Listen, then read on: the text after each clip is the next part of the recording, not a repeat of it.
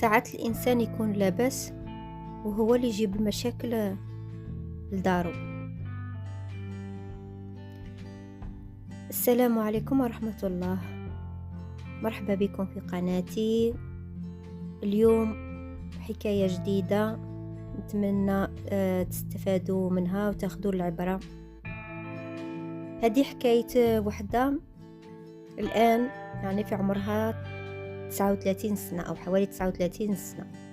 تزوجت في العشرينيات كما تقول، زوجت من إنسان طيب، أو كما كانت تعتقد هي أنه طيب، من الخدمة للدار، من الدار للخدمة، وهي قارية تاني في الجامعة. كانوا كما تقول هي عايشين كما كامل الأسر.